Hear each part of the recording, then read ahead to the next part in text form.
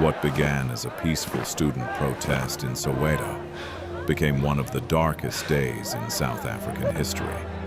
Thousands of children filled the streets of Soweto. They carried no weapons, no shields, no intention of violence, only books, handmade signs, and the hope that their voices would finally be heard. They were students. Some were barely teenagers. Many had left their classrooms that morning, believing they were taking part in a peaceful march. A march for dignity, a march for their future. But before the sun set on June 16, 1976, everything would change. Before the day was over, children would be running for their lives through the streets of Soweto. Families would search desperately for loved ones. And South Africa would witness one of the most significant moments in its history. This was not a battle. It was not a war. It began as a student protest. Yet what happened that day would send shockwaves across the country and around the world. The images that emerged from Soweto would expose a reality that many outside South Africa had never truly seen. A reality shaped by fear, by inequality, and by a system known as Apartheid.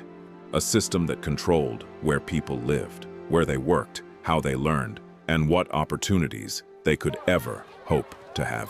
By 1976, years of frustration had been building beneath the surface. And in the classrooms of Soweto, that frustration was about to erupt. This is the story of the students who stood up and the day that changed South Africa forever. To understand why thousands of students marched into the streets of Soweto, you first have to understand the world they were growing up in. Under apartheid, race determined almost everything. Where you lived, where you worked, the opportunities available to you, and even the education you received. For Black South African students, schools were overcrowded and severely underfunded. Classrooms designed for a few dozen children were often packed with many more.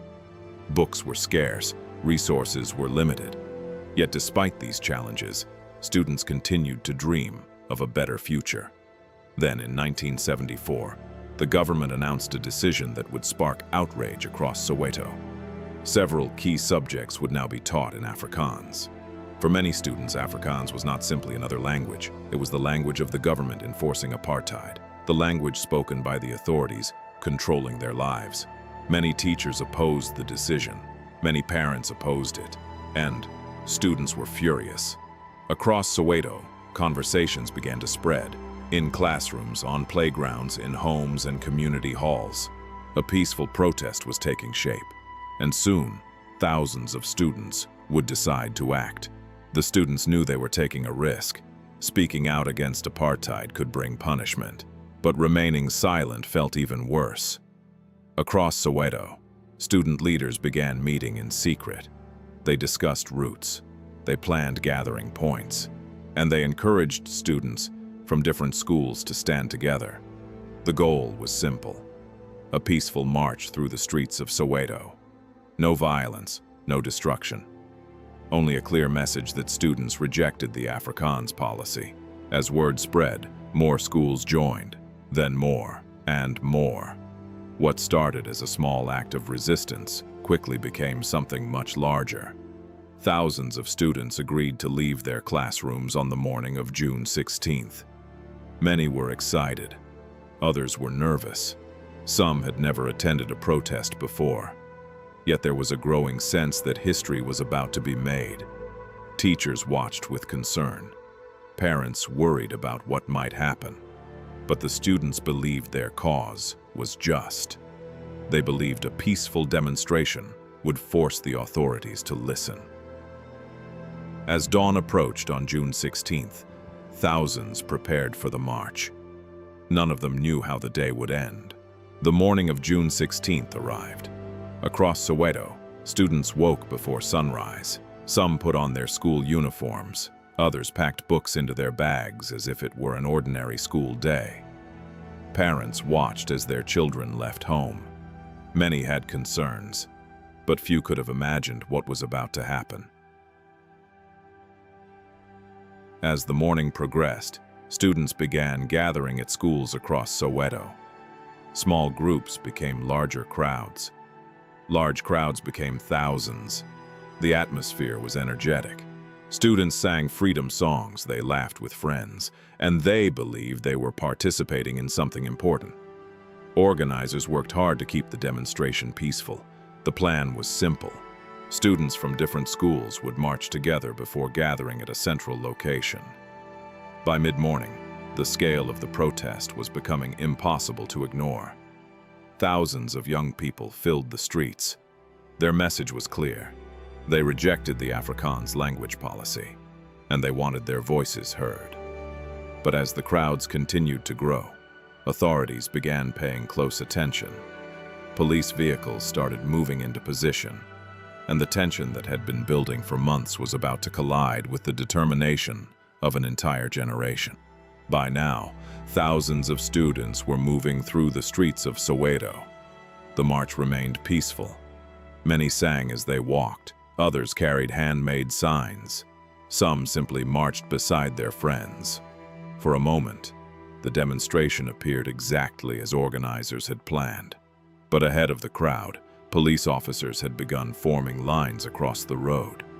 As the students approached, they could see police vehicles blocking their path.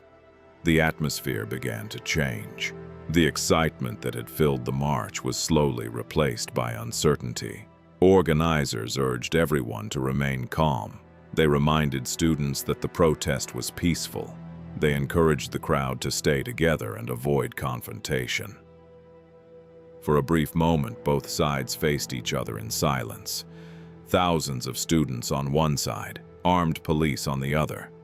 No one knew exactly what would happen next, but everyone could feel the tension growing. A single decision, a single action, could change everything, and within moments, events would begin moving beyond anyone's control.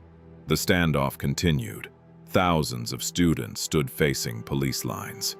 The protest had been peaceful from the beginning, but now, the situation was becoming increasingly tense. Witnesses would later describe confusion spreading through the crowd. Students tried to understand what would happen next. Some remained where they were. Others began moving cautiously. Then the situation suddenly escalated. Panic spread through sections of the crowd. Students who had arrived expecting a peaceful demonstration now found themselves caught in a rapidly unfolding crisis. The atmosphere changed in seconds. What had begun with songs and hope was replaced by fear and uncertainty. Black South African school students began running through the streets. Friends became separated. Teachers searched desperately for their learners. Parents across Soweto had no idea what was happening. As word spread, shock moved through the community. The peaceful protest had collapsed into chaos, and before the day was over, the events unfolding in Soweto would become known around the world. What happened next would leave a mark on South African history that would never be forgotten.